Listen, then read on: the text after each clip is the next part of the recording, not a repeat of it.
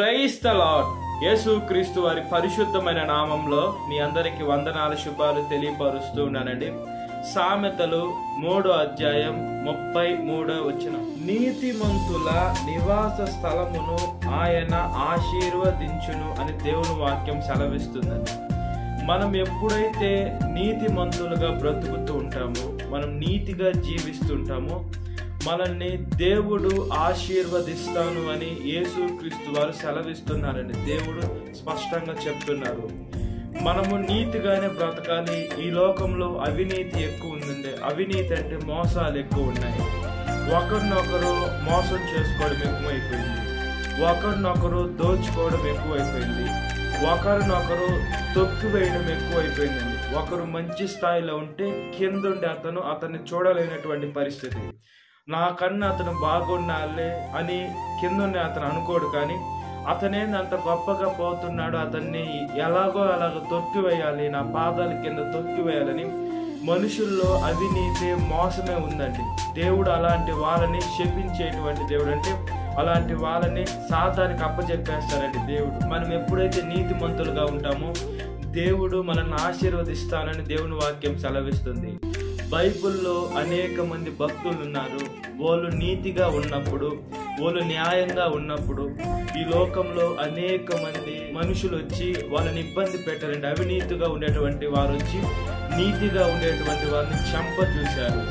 అయినా కూడా దేవుడు గొప్ప దేవుడు, శక్తిమంతుడు కాబట్టి వాళ్ళ ప్రాణాలు పోకుండా అవినీతిగా ఉండేటువంటి వారిని బుద్ధి చెప్పి నీతిగా ఉండేటువంటి వారిని బ్రతికించిన దేవుడు అండి మన యేసుక్రీస్తు వారు. యేసుక్రీస్తు వారు అంటే నీతి అని మనం నేర్చుకోవాలండి.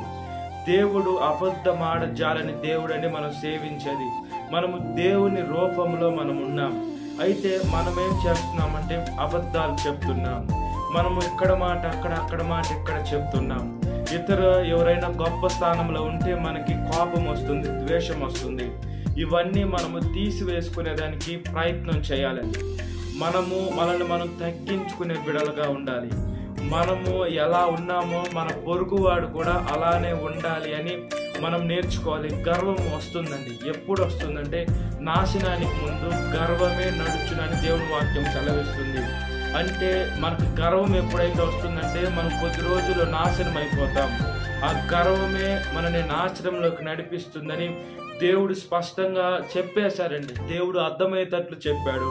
మనం అర్థం చేసుకొని గర్వం దేనికండి? మనం నీటి ఆవిరి బుడగలాంటి ప్రాణాలండి. ఇప్పుడు మనం చూసుకున్నప్పుడు గొప్పగా పెద్దగా యాక్సిడెంట్లు అవుతున్నాయి. వాళ్ళు ప్రయాణమై ఈ ఊరి నుంచి ఆ ఊరికి వెళ్ళాలి అని అనుకునేటువంటి వారు బస్సు ప్రయాణమైనా, లేదా ఆకాశంలో అయినా, లేదా ట్రైన్లలో, వాహనాల్లో, ఏ వాహనంలో ప్రయాణిస్తున్నా కూడా వాళ్ళు ఈ ప్రదేశం నుంచి ఆ ప్రదేశానికి వెళ్ళాలని ఆశపడుతున్నారు. వాళ్ళు ఏం చేస్తున్నారంటే ప్రార్థన చేసుకోకుండా బయలుదేరుతున్నట్టున్నారు. వాళ్ళ జీవితాలు గమ్యానికి చేరకుండానే ఈ లోకం నుంచి పక్క లోకానికి వెళ్ళిపోతున్నారండి. ఈ లోకంలోనే వేరే ఊరికి పోవాల్సిన మనుషులు వాళ్ళ ప్రాణము, వాళ్ళు చేసే పాపానికి ఈ లోకంలో వాళ్ళ మరణము వాళ్ళ దగ్గరికి వచ్చేసిన తర్వాత వాళ్ళు ఈ లోకం నుంచి వేరే పాతాళంలోకి, లేదా మంచిగా జీవిస్తే పరదేశంలోకి వెళ్ళిపోతున్నారు. లోకాన్ని విడిచే వెళ్ళిపోతున్నారండి. కాబట్టి మనం ఈ లోకంలో గ్యారెంటీ లేని జీవితాలండి కాబట్టి మనకు గర్వం అనేది అవసరం లేదు. మనల్ని మనం తగ్గించుకునే బిడలుగా ఉండాలి. మనము మనుషుల ముందు మనం పర్ఫెక్ట్గా ఉండాలి అని మనం అస్సలు ఆలోచించబడలేదండి. మనము దేవుడు ముందు ఎలా ఉన్నాం, మనల్ని దేవుడు కన్నాడు, మన పాపాలన్నీ దేవుడు కడిగాడు, మనల్ని రక్షించింది దేవుడే. మనము చనిపోయిన తర్వాత కూడా మన దేవుడి దగ్గరికే వెళ్ళాలి, మనుషుల దగ్గరికి వెళ్ళాం. కాబట్టి మనం దేవుని ముందు ఎలా ఉన్నాం అనేది మనకు అవసరం. కాబట్టి మనుషులు నన్ను ఎలా అనుకుంటున్నారు, మనుషుల ముందు నేను ఉండాలంటే ఎలా ఉండాలి అని దానికి మనం ప్రయాస పడబడలేదని దేవుడి ముందు పర్ఫెక్ట్గా ఉండాలి. ఈ లోకంలో దేవుని బిడ్డలుగా జీవించిన ప్రతి ఒక్క మనుషులకి శ్రమ, ఖచ్చితంగా శ్రమ. మనుషులు మాట వింటేనే స్నేహితులు అవుతారు. అంటే మనుషులు మంచి మాటలు చెప్పరు.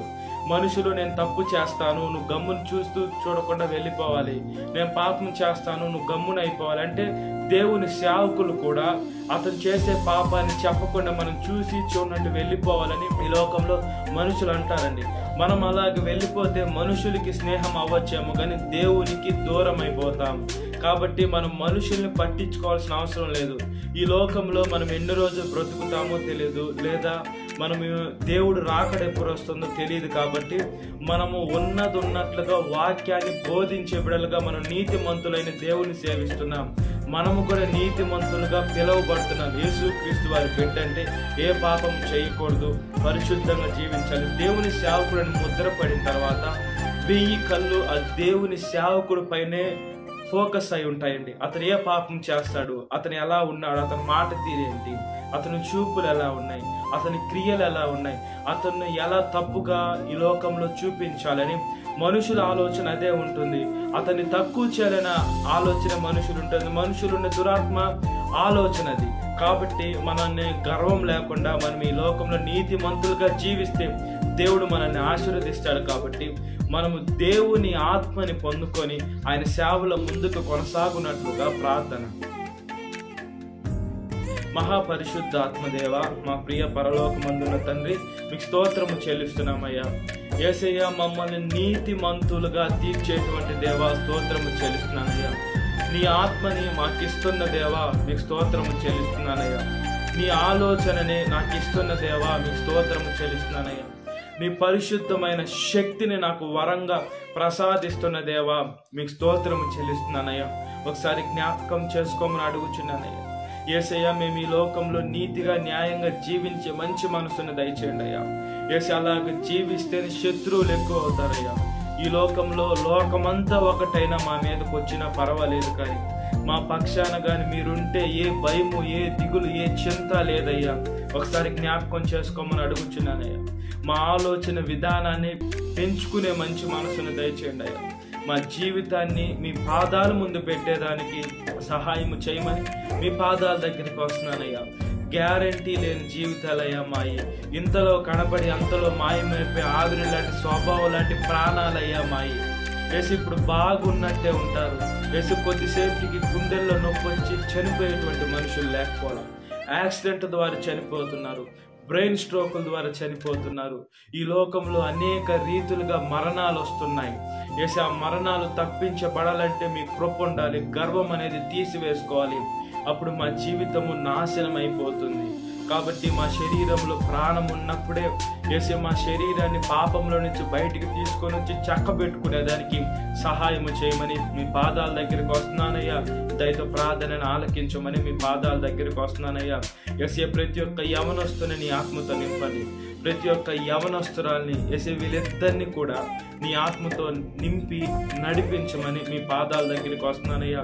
యేసు, ప్రతి ఒక్కరిని నీ పరిశుద్ధమైన శక్తిని వరంగా ప్రసాదించమని సాతాను శోధన ప్రతి ఒక్క బిడ్డని విడుదల దయచేయండి. ఈ వాక్యం విన్న ప్రతి ఒక్క బిడ్డని పేరు జ్ఞాపకం చేసుకోండి. ఈ దినకాలపు దీవిత నింపమని నజరేయుడైన యేసుక్రీస్తు వారి పరిశుద్ధమైన నామములో మిక్కిలి వరం తరుచున్నాను నా పరలోకమందున్న తండ్రి, ఆమేన్. Praise the Lord. God bless you. Have a great